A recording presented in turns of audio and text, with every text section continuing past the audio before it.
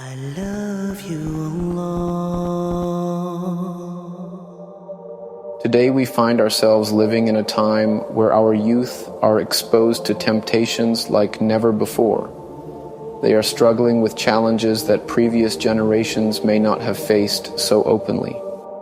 And in the midst of this struggle, we hear some difficult but honest questions coming from them.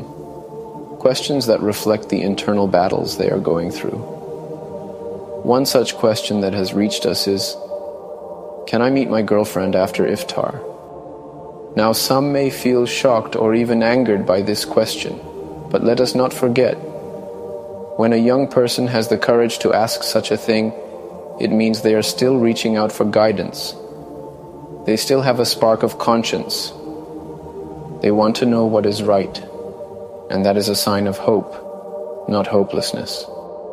So let us answer this question with honesty, wisdom, and care for their hereafter. First, we need to be very clear. Having a girlfriend or a boyfriend outside of marriage is not allowed in Islam. It falls under the category of what can lead to zina. And Allah has warned us in the Quran, do not even come close to zina. Indeed, it is ever an immorality and is evil as a way. Allah doesn't just say, don't do zina. He says, don't come near it. That includes everything that leads to it. Emotional attachment, secret conversations, private meetings, and yes, relationships before marriage. So when someone asks, can I meet my girlfriend after Iftar? The truth is, we are asking whether we can return to something that displeases Allah in the very month when we are trying to earn His forgiveness. Ramadan is not just about staying away from food and drink.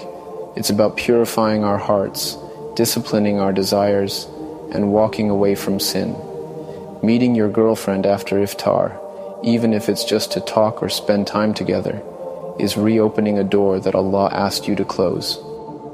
Even though shaitan is chained during this month, your nafs, your lower desires, are still active, and they can pull you right back into the very sin that your soul is trying to escape from.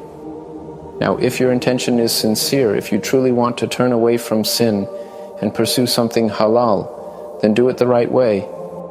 Involve the families, make your tawbah, seek Allah's forgiveness, and ask Him to bless you with a marriage that is pure, respectful, and pleasing to Him. Allah subhanahu wa ta'ala says in the Quran, and those who do not commit zina, except those who repent, believe, and do righteous deeds, for them, Allah will replace their sins with good deeds.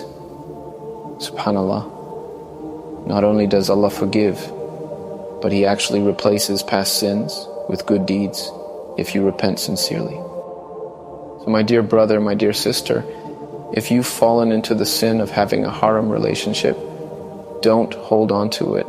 Don't use after Iftar as a moment to justify reconnecting. Use after Iftar as a time to reconnect with Allah, not with a past you know is wrong. Raise your hands after breaking your fast, not to text your girlfriend, but to make dua for a future built on taqwa, not temptation.